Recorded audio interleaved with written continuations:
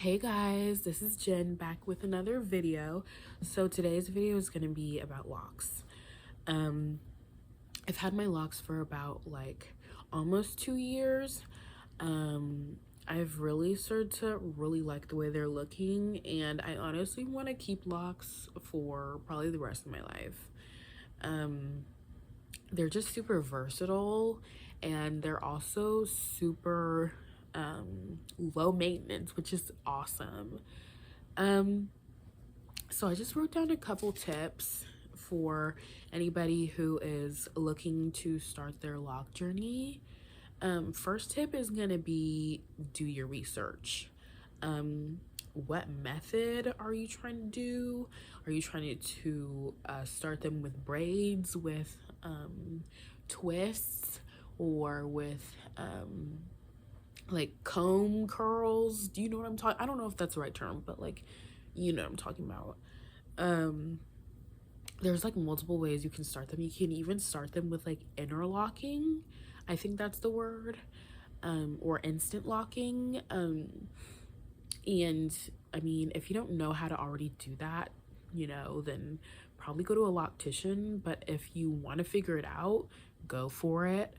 But anyway, you have to figure out like what like method you're trying to do, because we don't want to just go at this without having any idea what we're doing, especially if you are trying to do the locks on your own.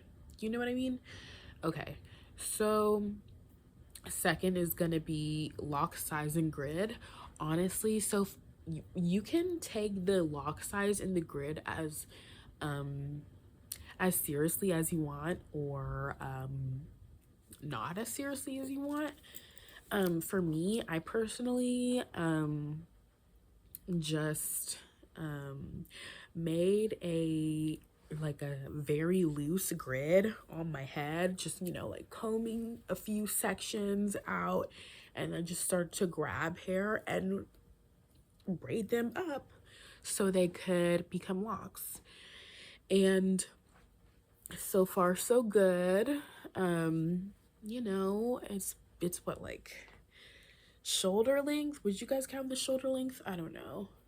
But so you gotta figure out like how seriously you want to get with the grid and with the sizing. Some people really want sizing to be a certain way and the grid a certain way, and if you're that kind of person, I would advise you go to a loctician. But if you are somebody who doesn't really care and you just want locks, and preferably if you've done a set before, then go for it and do whatever satisfies you. So third is there's no such thing as the ugly stage. um so this is kind of debatable, but the ugly stage kind of being like when your hair is short and there's like kind of, I wouldn't say limited styles, but at the same time, like since your hair is short, it's not like you can do certain styles like a ponytail or like a bun, really. You could probably do like mini buns, but not like just a whole bun at the top. You know what I mean? Um, but basically, um, when you are in the quote unquote ugly stage, which is like the beginning of your starter locks, you should look for inspiration. You should look for ways to embrace your locks and get creative. Um, it's gonna there. Let me tell you, there will be times when you are like, "Oh my God, I'm having such a bad hair day," but you should always just be patient and just continue to like go with the process. And always, I would recommend you take pictures as well, so you can like keep track of the way your um lock journey is going. So I can't remember which number I'm on, but the next tip is to appreciate the stage you're at.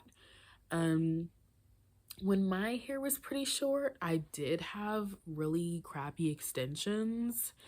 Um, but honestly, I always think back and I'm like, I wish I didn't have the extensions and that I just rocked the short locks that I had, because you're in my experience, I just really hated my extensions. Maybe it's because I put them in myself, but you know what, when you're just like, when you're satisfied with the length of hair you're already at, um you start to develop like certain confidence that you would not have gained if you kind of just like um went ahead and just got the extensions. I'm not saying you should not get extensions, but I'm just saying we need to appreciate where we're at, because guess what, you're, even if you get extensions, you may want it to be longer, or you might be like, you know what, I actually wish they were shorter. So just like, if even if your hair is like to here, you just have like an inch of hair and it's just like a small lock fro, it's still worth like really loving the way your hair looks and really just looking for ways to get creative and ways to embrace your style. So I would say the last tip is to prioritize lock health, but don't be too crazy with it. Do what works for you, because I will tell you, I personally, I don't retie very often.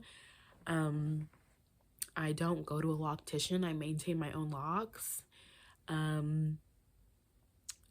don't always use natural hair products all the time.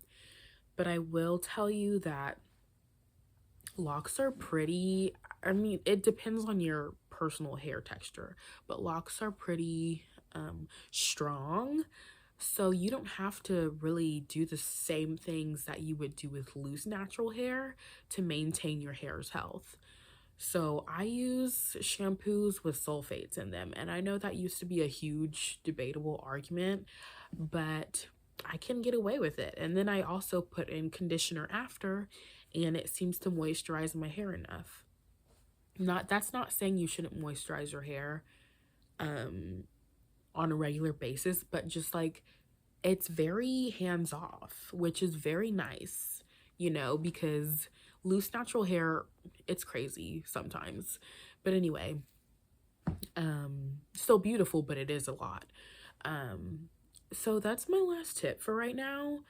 Let me know if you like the video, like, comment, subscribe, all of the goodness. All right, see you guys later. Peace and love. Bye.